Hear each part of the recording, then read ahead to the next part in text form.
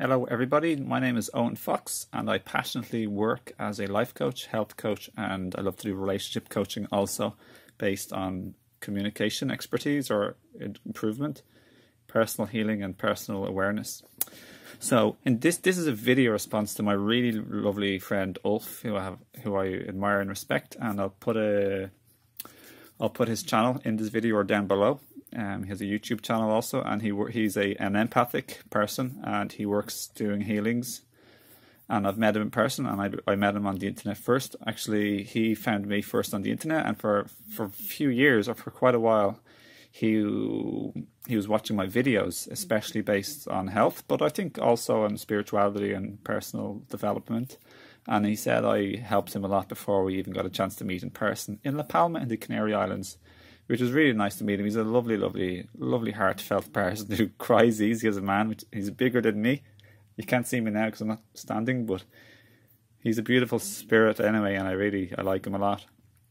So anyway, I'm just going to say in this video, he just mentioned a post on Facebook saying, if you cannot share everything with your partner, then there is something wrong with the relationship or the partnership. You should never have to go outside of a partnership to find resolution.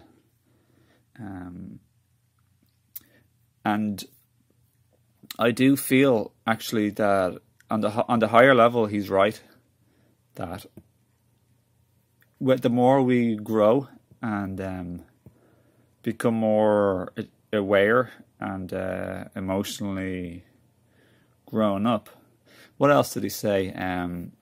You should never have to go out of the partnership to find resolution, to resolve your partnership issues. It destroys intimacy. Unless we are dealing with immense toxicity, in which case a mediator would be wise. Once the blocks are removed and both are emotionally mature, it is easy to communicate through the issues with accountability.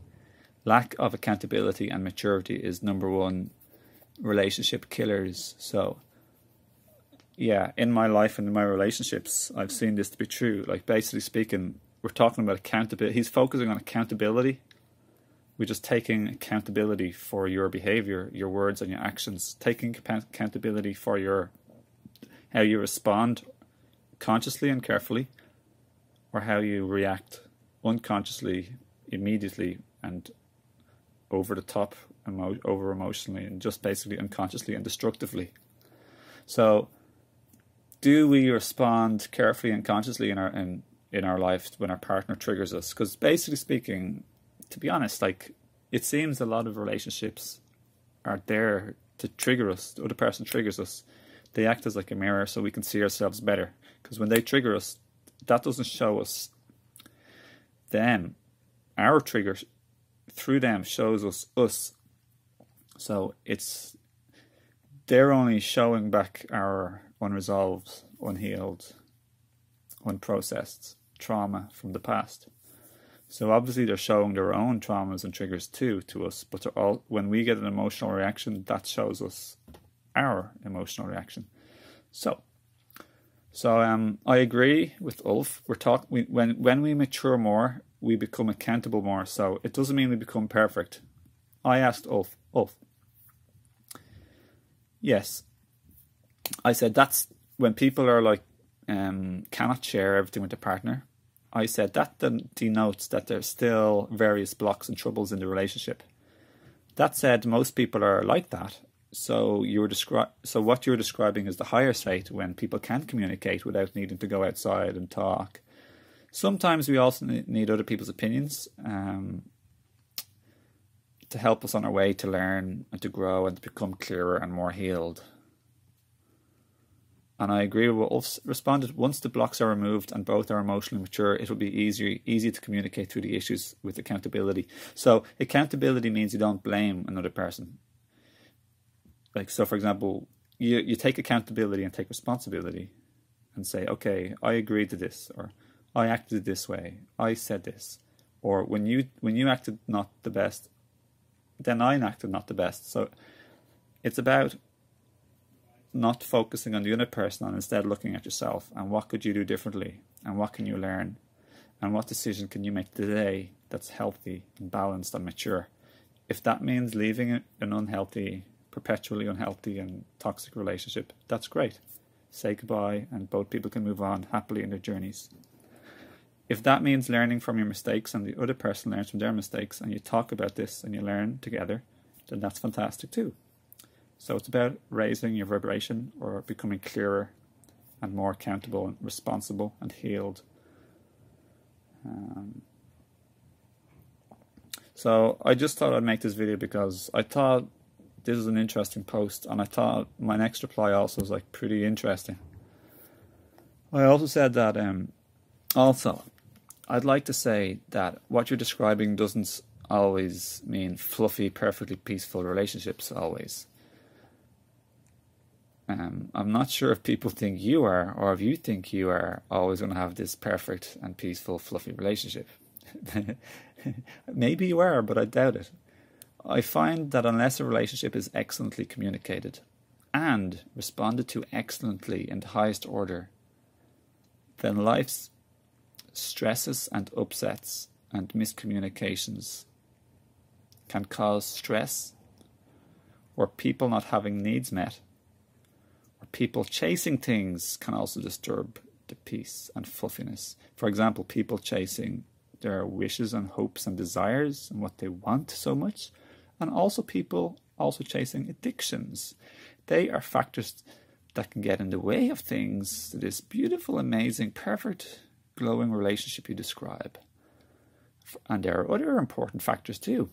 If people neglect things such as money stability, having a home, having the security of a home, mismanaged health, or mismanaged passions, calling, hobbies, and personal creativity or personal expression.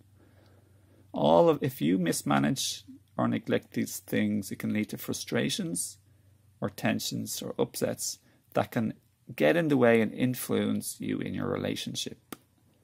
So my point is that there's a lot to life. There's more than just personal accountability in the relationship, and personal emotional maturity, which I believe Ulf is 100% right. They are absolute cornerstones. So in a way, what I'm saying, if you're mismanaging or neglecting these other essential factors of life, then you have to take accountability or responsibility, like he's saying accurately, and say, look, I'm feeling bad in life because I've been neglecting or mismanaging these things that are important to me. Things that make me healthy in the body. Things that make me healthy in the mind and the heart and the emotional wellness or satisfaction in life.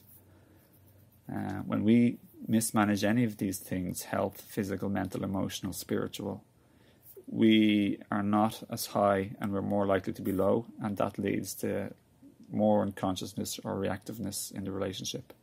So everyone, there's a lot to relationships and a lot to life. I also said, yeah, I just said it's tricky, but it's doable. And I said it's more tricky than how I used to play chess at a pretty high level, and I used to play poker for a living on the internet for 3.5 years, also many years ago, like 10 years ago. So I used to play high level chess. I won a few tournaments.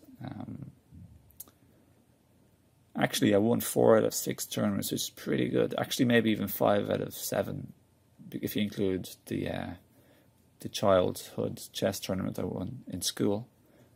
But you could always say 5 out of 8 because I lost the first chess tournament in school, but that's because the guy cheated, kept distracting me all the time. But then I got revenge in the next tournament and I knocked him out. But he cheated, that shouldn't count. But that's not a personal ego brag, everyone. That's just like describing when we put our mind to something, and that could be to anything in life. Like when we really put our mind to something and dedicate ourselves like every day, almost every day, and like put the energy in there and the practice and the study, we can get brilliant at anything, like anything at all. Almost anything. I don't think I could become brilliant at playing music, but you know, a lot of things. So yeah, I said usually relationships of decent awareness or even low awareness start off great when we're both in love and hormonally involved, and we're also people at the beginning are also showing each other their best foot forward and showing them the best selves, and they're hiding their worst selves. It's pretty funny the way it happens, actually, like, because people don't want to break up and get rejected or like seem really bad at the beginning, so they're less likely to react at the very beginning.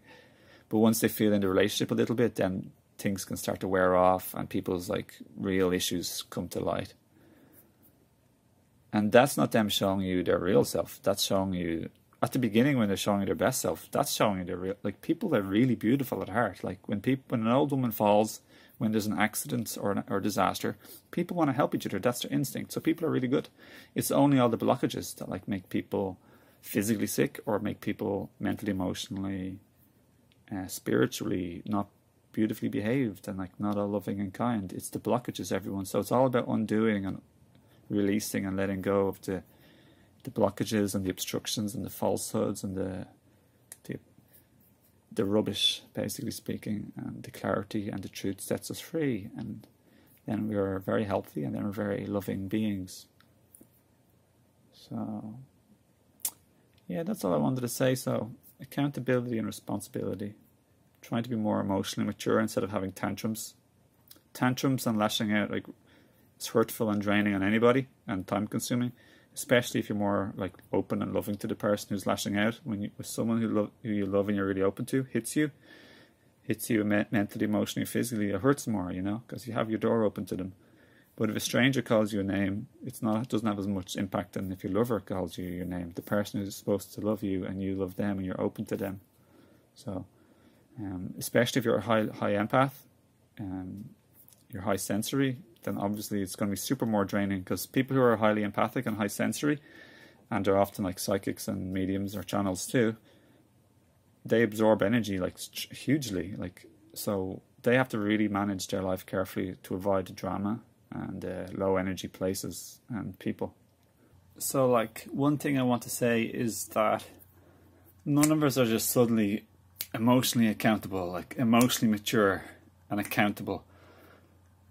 It's a process, and we all like learn through our trial and error and mistakes. So we can't be too intolerant of others either, like too intolerant, or of ourselves, because we're going to make mistakes and other people are going to make mistakes. So the worst relationships with the most destruction and disharmony is when there's the greatest incompatibility combined with the great, like, just a higher level of unconscious, triggered, automatic, reactive behavior, lashing out, blaming, you know, and not a very conscious way of expressing ourselves and our emotions. But in maybe the most like supremely, amazingly harmonious relationships, people are so healed that they don't get triggered or reactive, like, or almost 0%, you know, like closer to that. But that's like almost like, you know, who's at that level, you know, like almost nobody really. Like, even people like gurus, like I hear stories like they're off smoking outside then and they're getting angry, or like they have like all sorts of problems too. I don't know, I've heard some funny stories about gurus, and like they're not exactly all that they're idolizing, possibly definitely egoic followers are portraying them to be. So on a side note, when you idolize someone, that's usually your ego part that doesn't feel worthy enough, trying to say, oh, you're so amazing because I'm not so good. If you both say we're both amazing, you meet in the middle and there's nobody on a pedestal. So like, I'm not interested in gurus, personally speaking. We're all teachers and students of each other. So so in the middle ground, there'll be the relationships where people are learning and making mistakes, and how you move and grow through them. And that's the relationship I view myself to be in now. And I've been through the other one, like, where it's a bit more like too much, like, you know, unconsciousness and reactivity and disharmony. But right now, you know, like not necessarily talking purely about my relationship, but like if someone makes a mistake, there might be a little bit of disturbance for a while. But I find that when people can like say sorry and realize their mistake and just gradually improve to like make less of those mistakes and introduce more of the positivity and the virtues into their life. For me, one of the biggest mistakes in my relationship past was like I didn't understand enough. I was too immature Well, that's not exactly a mistake, but my shortcoming was maybe being really just too immature. Not being able to listen and understand my partner was probably the biggest one. If I could only just empathize or understand or listen better and understand, it would have made the world of difference. So what you want also is to communicate in a way where people don't get like traumatized, like lashing out or hurting, getting all aggressive, noisy, smashing things, shouting, enragement. Like I've had some experience in a relationship where when someone gets upset or triggered, they don't get mean, they don't get like particularly mean, they don't get particularly angry or anything, but they get more like upset, sad, maybe insecure or even jealous or like insecure, you know, and they don't really act mean. They get upset and act a bit like off and not normal and stuff, but they don't get noisy, they don't get angry, they don't try and like hurt or wreck the place. And that's the kind of a nice way of getting triggered. Like if someone gets triggered and they get really like high temper, that's traumatizing and upsetting, you know. We have to be most careful of that type of energy. If we are to express ourselves, we don't express that onto other people, because that can hurt people so much. So yeah, my mum said to me today, you know, like, you know, it's all a work in progress. Like, you know, no one's just like perfect. So if we can be a work in progress together and find that little like middle ground where we can listen, understand, take accountability. Because guys, I just want to like share with you like what accountability means. It means you don't say it's your fault or you do this, you. Accountability means you say, okay, my life is the way it is because of me. My emotions are the way it is because of me. My reactions is because of me. My triggers, my words, the things I say to you is because of me. It's because of me. And with this ownership and accountability, saying it comes down to me, you know, there's no excuses. I own and take accountability for my life, my words, actions and behaviors, what I do and do not do. And with this responsibility taking, you can change and say, okay, I'm going to like make a new decision. I'm going to take a new walk of life. I'm going to take a new stance, a new chance, a new stance, and I'm going to like go a different direction, and I'm going to choose this.